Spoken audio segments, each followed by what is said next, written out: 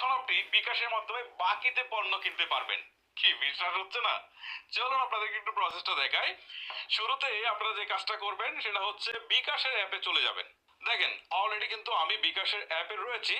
So আমি একটা super শপে গিয়েছিলাম বাজার করতে। সো সেখান থেকে কিছু বাজার করি, বাজার করার পর আমি যে কাজটা করি পেমেন্ট অপশনে ক্লিক দিই। তারপর হচ্ছে কিউআর কোড স্ক্যান করুন, এখানে ক্লিক দিয়ে কিন্তু আমি তাদের নাম্বারটা এখানে যুক্ত করি। সো যুক্ত করার পর আমার সামনে দেখেন এরকম একটা ইন্টারফেস আসছে। এখন এইখান থেকে বেশ কিছু অপশন রয়েছে, উৎসে বাচন, এখানে বিকাশ কার্ড আর একটা হচ্ছে পে লেটার। সো আমি পে লেটারটা সিলেক্ট করলাম। করার পর আমি যত টাকার বাজার করেছি সেই পরিমাণটা এখানে দিতে হবে। আমি 995 টাকা 50 পয়সা বাজার করেছি। সো এই অ্যামাউন্টটা এখানে বসালাম। বসানোর পর নিচের দিকে একটা অপশন আছে এগিয়ে যান, জাস্ট এইখানে একটা ক্লিক করলাম। এখন আমার সামনে এখান থেকে পে লেটারের প্ল্যান দেখাচ্ছে। অর্থাৎ আমি যদি 7 দিনের মধ্যে এই টাকাটা পরিশোধ করে দিই তাহলে 0% ইন্টারেস্ট, কোনো টাকা নেবে না তারা আমার কাছ থেকে।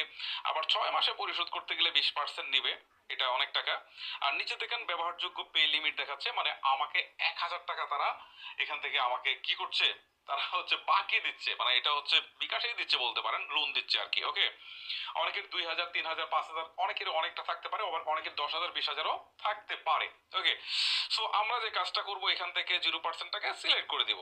ঠিক আছে, এবারে আমার সামনে এরকম একটা ইন্টারফেস চলে আসছে। সো এখান থেকে কত টাকা পেমেন্ট, ব্যাট কি সবকিছু কিন্তু এখান থেকে দেখাচ্ছে। ওকে, সো এখন আমরা যে কাজটা করব এগিয়ে যানের পাশে নিচের দিকে তীর চিহ্ন আছে, এখানে একটা ক্লিক করে দিব। এখন দেখেন আমাকে বিকাশের পিন নাম্বার দিতে বলছে। সো আমি এখান থেকে বিকাশের পিন নাম্বারটা দিয়ে দিচ্ছি। সো পিন নাম্বারটা দিয়ে কনফার্ম পিনের পাশে যে তীর চিহ্ন রয়েছে এখানে একটা ক্লিক করে দিচ্ছি। এখন দেখেন এখান থেকে এরকম একটা ইন্টারফেস চলে আসছে। সো এখান থেকে আমরা অ্যাজ ইউজুয়ালি যেটা করি আর কি, পেমেন্ট করার জন্য জাস্ট ট্যাপ করে এরকম চাপ দিয়ে ধরে রাখি। জাস্ট আমি একটু ধরে রাখি। সো এখন দেখেন এখান থেকে বলছে যে আপনার পেমেন্ট সফল হয়েছে। সো আমি কিন্তু বাকিতে পেমেন্টটা করে ফেলেছি, মাল কেনাকাটা করে ফেলেছি এবং আমি কিন্তু পেমেন্টও করে ফেলেছি, মানে আমার বিকাশেও টাকা নেই বাট আমি সেটা করে ফেলেছি।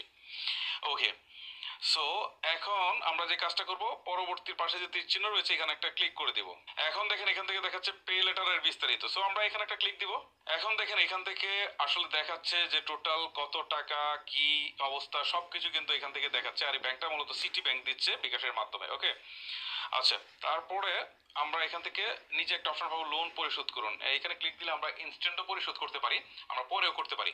সো আমরা তো ইনস্ট্যান্ট করবো না, পরে করবো। সো কিভাবে পরে করবো চলুন সেটা দেখাই।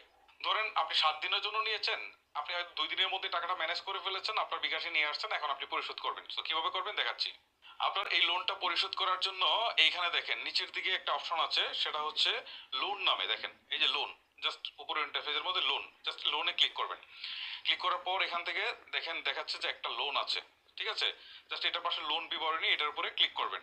এবারে দেখেন নিচে একটা অপশন আছে লোন পরিশোধ করুন, এখানে একটা ক্লিক করবেন। এবারে আপনার বিকাশের পিন নাম্বারটা চাইবে, জাস্ট পিন নাম্বারটা দিয়ে দিবেন।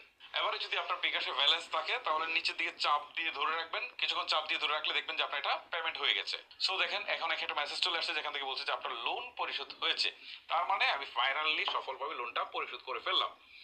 তো এই হচ্ছে বিষয়। আপনারা যেসব জায়গায় হচ্ছে বিকাশে পেমেন্ট করা যায় সেসব জায়গায় আপনারা চাইলে পে লেটারের সাহায্যে বাকিতে কেনাকাটা করে ফেলতে পারেন, চাইলে কিন্তু পরবর্তীতে সেটা পেমেন্ট করে দিতে পারেন। সো বিষয়টা আমার কাছে বেশ ভালো লেগেছে। আপনার কাছে ভালো লেগে থাকলে অবশ্যই একটি লাইক করতে ভুলবেন না। আর এরকম ভিডিওগুলো রেগুলার পেতে চাইলে অবশ্যই আমাদের চ্যানেলটিকে সাবস্ক্রাইব অথবা পেজটিকে ফলো করে রাখবেন।